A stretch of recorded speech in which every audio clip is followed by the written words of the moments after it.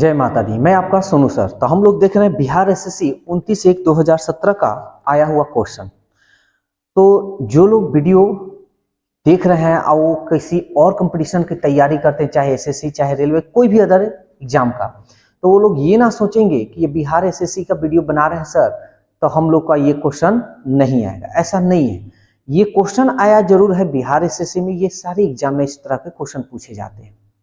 इस वीडियो को पूरा शुरू से लेकर लास्ट तक देखिए। मेरे पढ़ाने का बस एक ही तरीका, एक कॉन्सेप्ट पे हम सारा चीज कंप्लीट करते हैं। एक कॉन्सेप्ट पे एक चैप्टर कंप्लीट करने, ज्यादा ट्रिक के चक्कर में नहीं, क्योंकि सारे बच्चे को आप सब पढ़ते हैं, आप जानते हैं कि कितना ट्रिक एक माइंड में अट सकता है, कितना प्रैक्टिस करनी पड़ती है।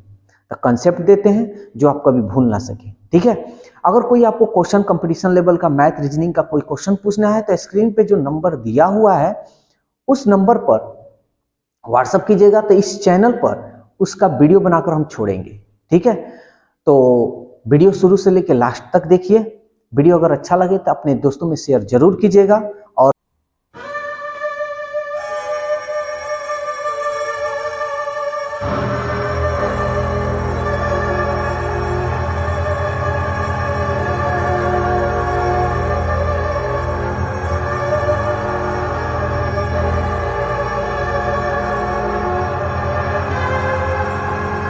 क्वेश्चन अब हम लोग देखते हैं।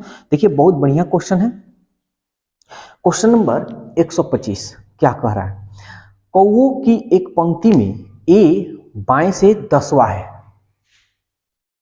कौवा की एक पंक्ति है और ए जो है बाएं से 10वां नंबर पर है और बी दाएं से 9वां है। बी जो है ना दाएं से 9वां नंबर पर है, ठीक है। आपस में अपनी जगह आपस में बदल लेते हैं, यानी ए जो है अब यहां, बी जो है ये यहां पे आ जा रहा है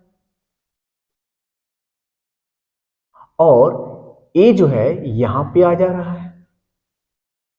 आपस में अपनी जगह आपस में बदलने पर ए बाएं से 15वां, ए जो है ना इधर से बाएं से कितना नंबर पे है? 15 नंबर पर है। ये रहा, समझ में आ रहा है? ए कितना नंबर पर है, यानी बाएं से इधर से ये कितने नंबर पे है? बाएं, ये कितने नंबर पर है? 15 नंबर पर। तो आप एक बात बताइए, ये ना बोल रहा है कि अपनी आपस में जगह बदल दिया जाए तो ये जो है बाएं से 15वां नंबर पे, तब बताइए ये तो बी का ना इधर से स्थान घूम रहा है। आप देखिए यहाँ अब स्थान बदल लिया गया है, ए इधर है, ठीक है ना। तो ए इधर है तब यहां से इसका स्थान किसका होगा? ये बी का ना स्थान हो जा रहा है। समझ में आ रहा है? तो देखिए बी का स्थान इधर से बाएं से 15वां हो जा रहा है और इधर से दाएं, इधर से यानी बाएं से 15वां हो रहा है और दाएं से 9वां हो रहा है। तो एक का स्थान पूरा क्लियर हो गया है। तो कुल संख्या हम बता सकते हैं।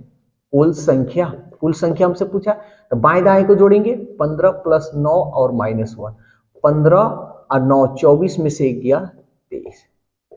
समझिए एक बार फिर से हम आपको समझा रहे हैं। देखिए सवाल, ए बाएं से 10वां है, दाएं से 9वां है, आपस में स्थान बदल लिए तो ये इधर आ जाएंगे और ये इधर आ जाएंगे। तो कह रहे हैं ना बाएं से ए का जो स्थान है ना 15वां, जिसे स्थान जगह बदल रहा है ना, जैसे मान लीजिए कि ये यहाँ बैठा है, ये यहाँ बैठा है और ये यहाँ बैठा है, जगह बदल लिया तो इधर उधर हो गया। तो अगर ये बाएं से इसको 15वां दिखा रहा है तो बाएं से बैठा कौन है? बी है ना।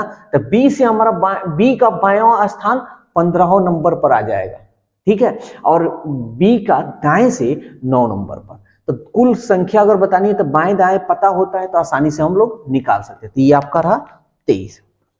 इसका डीपली अगर जानना है तो प्लेलिस्ट में जाइएगा, आपको डीपली मिल जाएगा। चलिए नेक्स्ट क्वेश्चन देखते हैं। 126 नंबर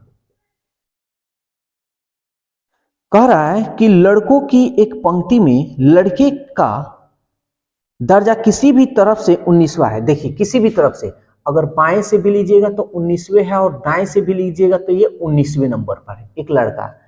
तो अगर पंक्ति में कुल कितने लड़के हैं? तो कुल लड़के तो हम बताए हैं बाएं दाएं को जोड़ेंगे, 19 + 19, और दोनों तरफ एक ही लड़का को लिया गया तो एक लड़का को माइनस कर लेते हैं। 19 19 38, 38 में से 1 गया 37। ये रहा आपका 37, जो आपका ऑप्शन 2, 127 नंबर। करा 26 जनवरी 2008, 26 जनवरी 2008, 15 मई 2008, 15 मई, चलिए यहां लिख देते हैं, 15 मई 2008 के मध्य कितने दिवस, दिवस मतलब कितने दिन होंगे? दोनों दिवस शामिल है, यानी देखिए ये 26 भी शामिल है और 15 भी शामिल है, दोनों शामिल है। तो पहले हम ये देखते हैं कि 26 से लेके जनवरी का हुआ महीना का होता है 31। तो देखिए जनवरी यानी 26 लेंगे, 26, 27, 28, 29, 30 और ये रहा 31, यानी इसमें जो आपका दिन होगा, जनवरी का जो दिन होगा कितना होगा? देखिए 26 लीजिए, 26, 27, 28, 29, 30 और ये 31, यानी 6 दिन इसमें होगा। ठीक है, तो जनवरी के बाद क्या आता है? फरवरी। तो फरवरी ये कौन सा ईयर है? लीप ईयर है ना, 4 से कट जाएगा, तो फरवरी जो होगा आपका 28वां नहीं बल्कि 29वां होगा। फरवरी के बाद जनवरी, फरवरी, मार्च, मार्च के बाद क्या होगा? 31, 30, 31, बहुत अच्छा तरीके से बताया है। मार्च, अप्रैल, फिर 30, मई, यहां देखिए मई, तो मई कहां तक है? 15 तारीख तक ही है। कितना तारीख तक है? 15 तारीख। तो हम इसमें क्या कर लेंगे? 15 को ऐड कर लेंगे। समझ में आ रहा है जी? हमारा 26 से लेके जनवरी तक, यानी 26 तारीख से लेके जनवरी तक, तो ये हम काउंट कर लिए। अब 15 मई तक है, यानी 15 ही तारीख तक है। अब इस सबको हम क्या कर लेंगे? जोड़ लेंगे। चलिए जोड़ते हैं, देखते हैं कितना होता है। 6, 9, 6, 15, 15 और 1, 16, 16 और 5, 16 और 5, 21, हासिल 2, 2, 3, 5, 5, 3, 8, 8, 1, 9, 9 और 2, 11। टोटल दिवस कितने होंगे? 111। तो देखते हैं आपका जो ऑप्शन है एक है। जल्दी से इसका स्क्रीनशॉट लीजिए, आगे हम फिर बताते हैं आपको। था क्वेश्चन 127। अब हम देखते हैं 128 नंबर। देखिए क्वेश्चन 128 क्या कह रहा है? कह रहा है ए और बी या समान आयु के हैं या ए बी से बड़ा है। कह रहा है ना, क्या बताना है आपको? ये अच्छा ठीक है, ए और बी समान आयु के हैं, ए और बी समान आयु के हैं या ए बी से बड़ा है। तो आप इसको ऐसे कर लेते हैं, ए बी से बड़ा है या नहीं तो समान आयु का है, बराबर कर लिए। सी और डी समान आयु के हैं या डी से बड़ा है। सी और डी समान आयु के हैं या सी डी से डी बड़ा है। यहां एक मिनट, ए और बी समान आयु के हैं या ए बी से बड़ा है। ठीक है, सी और डी समान आयु के हैं या डी से बड़ा है। डी बड़ा है, सॉरी डी से बड़ा नहीं, डी बड़ा है जी। ठीक है, यहां देखिए डी बड़ा है सी से या समान आयु का है। इसमें ए बी आई मीन सी और डी नहीं दिया है, इसलिए हम अलग लिख दिए हैं। बी बड़ा है सी से, बी बड़ा है सी से। देखिए तो बी बड़ा है सी से नहीं, तो बी बड़ा सी से नहीं है, तो बी बड़ा है सी से। तो बी बड़ा है इसका मतलब ये नीचे होगा और ये ऊपर होगा। तो हमारा ऐसे बन सकता है ना, डी हो जाएगा और ये रहा सी। ऐसे ही ना होगा? कहने का मतलब बी जो है सी से बड़ा है, लेकिन एक प्रॉब्लम और भी है कि बी जो है सी से बड़ा है। बी सी से तो बड़ा है, लेकिन डी से बड़ा है कि नहीं बड़ा है ये क्लियर नहीं है। तो इसलिए ये संभव नहीं हो इस तरह लिखना हमारा। ठीक है ना, इस तरह लिखना क्या संभव नहीं है। तो हमारा जो होगा ये टेबल दो टेबल बनेंगे। अब हमको जवाब देना है, देखते हैं। ए बड़ा है बी से, ए बड़ा है बी से। ठीक है, ए बड़ा बी से है लेकिन बराबर भी है, लेकिन ये नहीं दे रहा। बी और डी समान आयु के हैं, बी और डी ये एक दूसरे से जिक्र नहीं है, हम इसको छोड़ देंगे। डी बड़ा है सी से, डी बड़ा है सी से, यह भी सही है। ए बड़ा है सी से, देखिए तो ए बड़ा है सी से। अब आप ये सोचिए, सवाल ये कहा है कि बी जो है बड़ा है सी से, देखिए बी बड़ा है सी से, जब बी बड़ा होगा सी से तो ए जो है डी से भी तो बड़ा होगा, होगा ना। तो हमारा यही तो कह रहा है कि ए बड़ा है सी से, सॉरी डी का नहीं कह रहा था, सी का कह रहा है। जैसे बी कह रहा है बी बड़ा है सी से, ठीक है, बड़ा है, जब बी बड़ा है सी से तो ए भी तो बड़ा होगा सी से, होगा ना। तो हमारा जो ऑप्शन होगा कौन सा होगा, ऑप्शन 4 होगा। देखिए इसको थोड़ा समझ कर ही आप लोग कीजिएगा, ठीक है, एक साथ मत लिखिएगा। यहां तो अगर लिख दीजिएगा तो काम चलेगा, बी बड़ा हो गया सी से तो ए भी बड़ा होगा सी से, ये तो क्लियर है। ऐसे आप टेबल बना सकते हैं, ए बराबर बी और ये सी, ऐसे आप बना सकते हैं, और डी को इधर हम जोड़ सकते हैं, ऐसे ऐसे बना सकते हैं, ठीक है। तो ऐसे भी ठीक है, ऐसे भी, दोनों तरीका से ठीक है, आप लोग देख लीजिएगा। 129 नंबर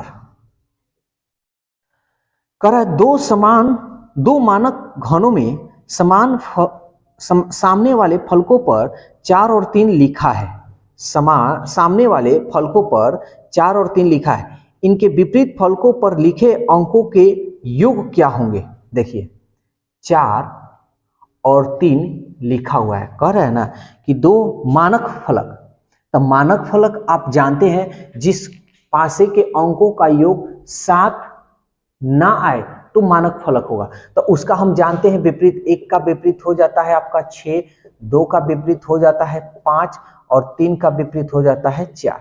यानी जब मानक फलक होगा तो तब सवाल कह रहा है कि 4 और 3 है तो इसका विपरीत आएगा, उसके अंकों का योग बताना है। तो 4 का विपरीत क्या आएगा भाई, 4 का विपरीत आएगा आपका 3, और 3 का विपरीत क्या आएगा, तो 3 का विपरीत आएगा 4, एक दूसरे के विपरीत ही हैं। तो 3 और 4 अंकों का योग बताना है, 3 और 4 7, जो आपका ऑप्शन 1 है। तो देखते हैं क्वेश्चन नंबर 132, ये क्या कह रहा है, कह रहा है निम्न संख्याओं के समूह में कौन सा सुमेलित नहीं है। सुमेलित मतलब अलग, यानी चारों में से कोई ना कोई एक अलग हुआ है। ये हो गया आपका 1.1/2 3.0 और यह है 0.25। दूसरा नंबर है 1.2 0.75 1.1/2 और ये है आपका 1.0। तीसरा नंबर 0.5 0.75 1.5 और ये है 1। चौथा नंबर ये है 1.00 1.1/2 यानी ये हो गया 3.0 और ये हो गया 2.0। निम्न में से यानी कौन अलग है, चारों में से कोई ना कोई एक अलग है। तो समझते हैं, हम इसको क्या करते हैं, सबको दशमलव में कर देते हैं। ये 1.1/2 है तो 2 एकम 2 1 3/2, इसको दशमलव में लिखेंगे तो 1.5 लिख सकते हैं, तो इसके जगह पर 1.5 लिख दे रहे हैं समझ में आने के लिए।